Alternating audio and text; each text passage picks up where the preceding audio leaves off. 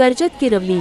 गेल्या अनेक महिन्यांपासून किरवली गावातील पाणीटंचाई गंभीर बनली असून त्यावर त्वरित उपाययोजना करण्यासाठी गावातील महिला आणि ग्रामस्थांनी पंचायत समितीवर मोठा मोर्चा काढला। पाणी हा मूलभूत हक्क आहे आणि तो मिळाला नाही तर आंदोलन अधिक तीव्र करू असा इशारा संतप्त महिलांनी दिला। बोला।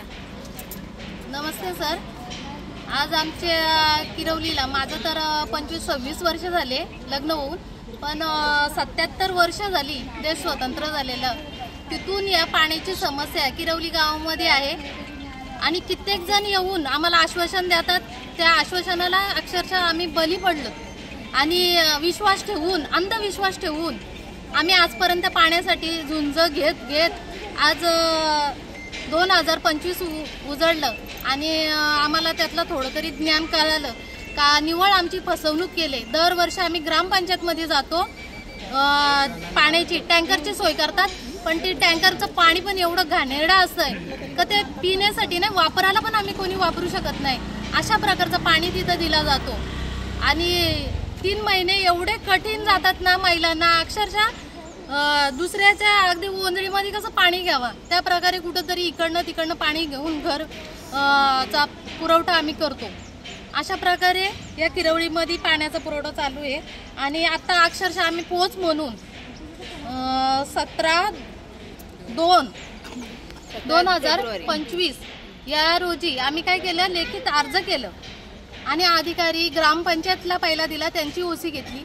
तिथून निघालो आम्ही पाणी पुरवठा खात्यामध्ये गेलो, पाणी पुरवठा खात्यात सरांची पण सही घेतली, BDO साहेबांकडे पण आम्ही गेलो 17 तारखेला। त्याच्यानंतर आमदारांकडे पण आम्ही गेलो, प्रांत मॅडमना पण आम्ही सांगितलं, म्हणजे सगळ्यांकडे अगदी रीतसर आम्ही आलेलो आता। तर कोणीच आजपर्यंत आज तारीख किती आहे, 28 तारीख आली, तरी 17 तारखेपासून 28 तारीख किती वेळ दिला आम्ही त्यांना, पण आम्हाला काहीही आजपर्यंत सोय केली नाही। आणि 2 दिवसाचा त्यांनी दिलेला आमदार यांच्यामध्ये त्या साहेबांनी, तर 2 दिवसात आम्ही सोय करतो, पण आजपर्यंत सोय झाली नाही। म्हणून आज आम्ही दिवसभर इथं थांबण्यासाठी इथं आलेलो आहेत।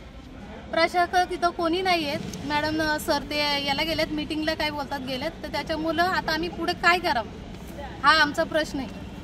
पंचायत समितीमध्ये आलेले आहोत। पाण्याची समस्या आमची एवढी मोठी आहे, जरी टँकर पाठवलं तरी टँकरचं पाणी का सगळ्यांना मिळत नाही, तर मिळालं त्यांना मिळतो, नाही त्यांना काहीच नाही।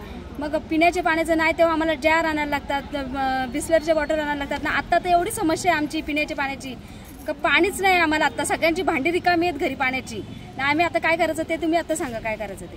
आम्हाला तात्पुरतं पाणी न देता कायमस्वरूपी पाण्याची सोय करावी, एवढीच आमची एक मागणी आहे। किरवलीमध्ये एक पाण्याची टाकी आहे, त्याच्यामध्ये नदीचं पाणी येतं, पण ते पाणी एवढं खराब असतं ना का ते कशासाठीच वापरू शकत नाही। आणि गेल्या वर्षी तिथे फिल्टर बसवलेत, पण ते फिल्टर चालूच नाही। आता सध्या आमची पाण्याची एवढी टंचाई आहे की आमच्या गावात अजिबातच पाणी नाहीये। आता त्याचं काय करायचं सर? जल जीवन योजना एवढी मोठी योजना शासनाने दिली असताना या किरवली ग्रामपंचायतनी का नाकारली याचं पण आम्हाला उत्तर पाहिजे।